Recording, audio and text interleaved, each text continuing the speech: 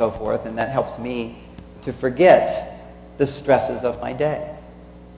For my wife, if she watches the news, she can just get more stressed out.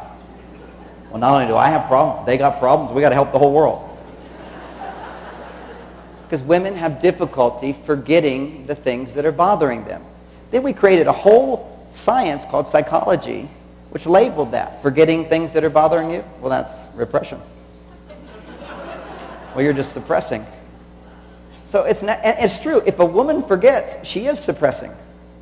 If a man forgets, he's just from Mars. This is just the way his brain operates. It's the way he copes with stress. And I didn't even invent this. I just observed this. So you can't blame me, women. But if you do want to blame somebody for even pointing it out, it was Plato. Plato first talked about this. He said that the way we cope with stress is through frivolous activities. That's just that terminology. It seems to be a very all-encasing phrase. Frivolous activities. And he explained that one side of the brain is serious and one side of the brain is for fun and entertainment. If you're on the serious side of the brain all the time, it never has a chance to rest, so it wears out too soon, and it doesn't function well. So the way the brain's designed is you spend some time on the serious side, then you go over to the frivolous side. And while you're on the frivolous side, that part goes to sleep and gets a chance to rest, because everything needs rest and rejuvenation, rest and rejuvenation. So Plato was just talking about men. Because the difference between men and women's brains is why men can be on one side of the brain and then just go to the other side of the brain, do frivolous activities, and that side of the brain stops functioning. Blood stops flowing. You can see this now in a brain scan. Literally, guys doing a math problem or solving a problem at work, I'm busy giving this talk, all this blood's flowing to the left side of my brain. Then if I'm watching the news or watching a football game, or basically if I do anything that a woman would consider a waste of time, that means I've gone over to the right side of my brain.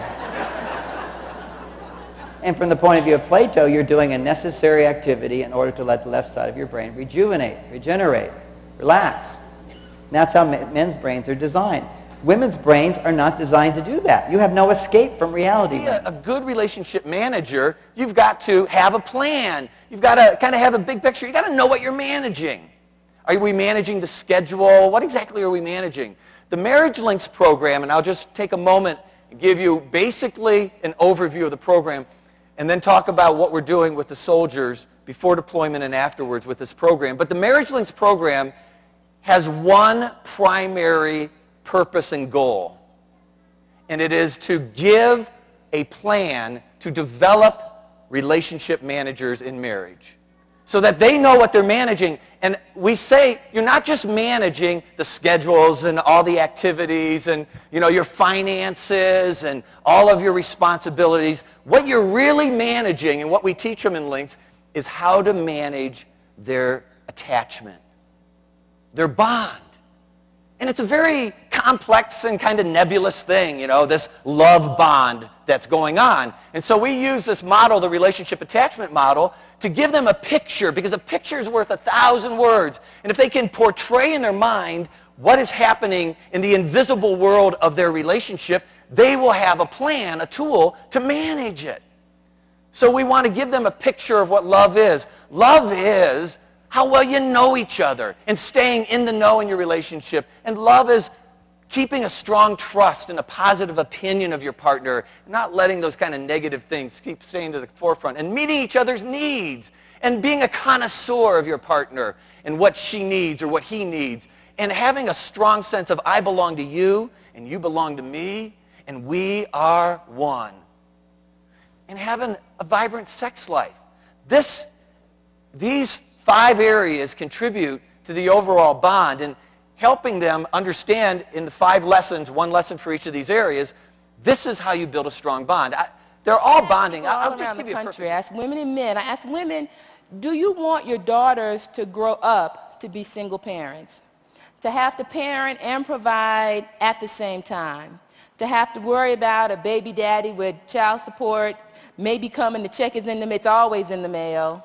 You know, visitation every other week. How many women want that for their children, want that for their daughters? And I'm asking generally single moms, and no one raises their hand.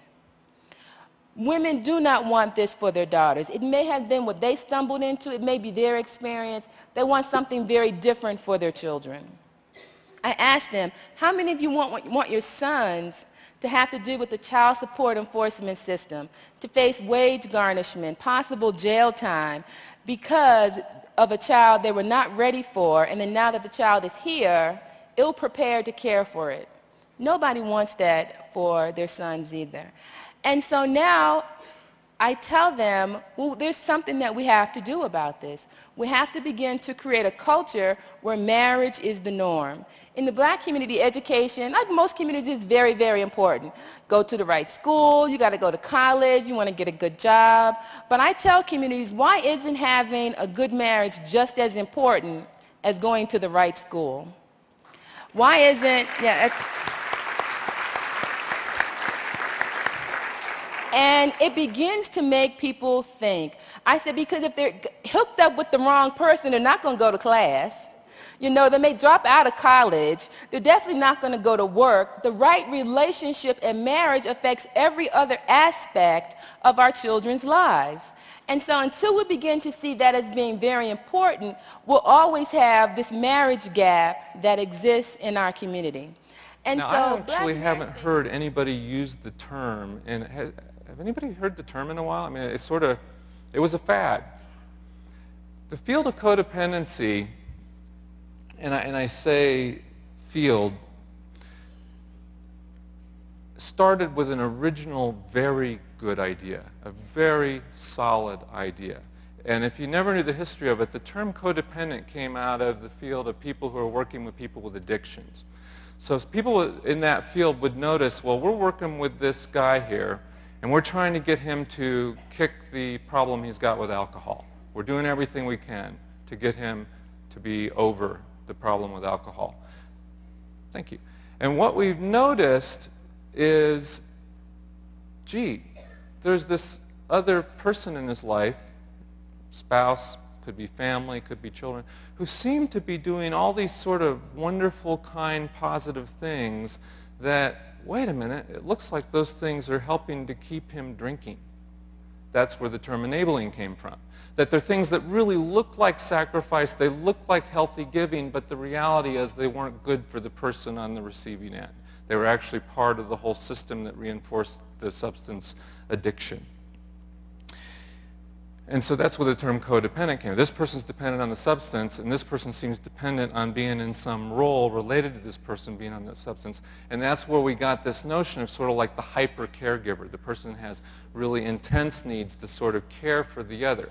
Here's the original brilliant and somewhat uncomfortable idea from the codependency concept, which is this. Codependency was selfishness. Codependent people were doing things that looked like they were caring or helpful for the other, but it was really all about me and the role that I needed to be in, or the control that I needed to have, or the sense of superiority I needed to maintain over this person. And it really had very little to do with anything that was good for you. It was what was good for me. That was a beautiful idea. If you want to change a relationship, the number one thing you have to do is master your own emotions. If you don't do that, forget it. There's no hope. And what's wonderful, though, is it's easy to do if you know how. But none of us have been taught really emotional leadership. Emotional management is the very minimum, much less how to direct and shape ourselves. I don't mean faking your emotions. I don't mean pushing them down. I don't believe in positive thinking, although you may think that from watching, some of the media coverage, because people see me in an audience and there's 12,000 people and they're jumping and leaping and people go, oh, they're just in this motivational stuff. It's not that. It's that energy is part of life. And if you're sitting passively listening, you're not going to be able to listen very long, certainly not 50 hours, anything like that. If you turned on and you saw a rock and roll concert, you'd see people cheering, going for it. If you went to a sporting event, why do people do it? Because there's an energy there. So I create that in those environments. But I'm not into positive thinking. I'm not here tonight to tell you to go to your garden and say, there's no weeds, there's no weeds, there's no weeds, there's no weeds. Bullshit, there's weeds right here. Let me show you where they are. I'm very clear that I believe that life is about leadership and being truthful to yourself. And so I believe, number one, that the mandate for any great relationship and the mandate for anybody to lead their own life and not be a follower is you got to see things as they are, but not worse than they are. Because that's where most people go. That's where they go in relationship. That's why they start to tear it down. That's why the relationship starts to break down, because people get scared when it isn't working out, and then they make it worse than it is so they don't have to try. Because they don't want to try again and be disappointed. They don't want to feel that sense of rejection. They don't want to feel that sense of failure. So most people make it much worse than it is. People tell me all the time, oh, I'm skeptical or I'm pessimistic. I say, no, you're gutless. It takes no guts. It takes no courage to be a pessimist, to say it's not going to work.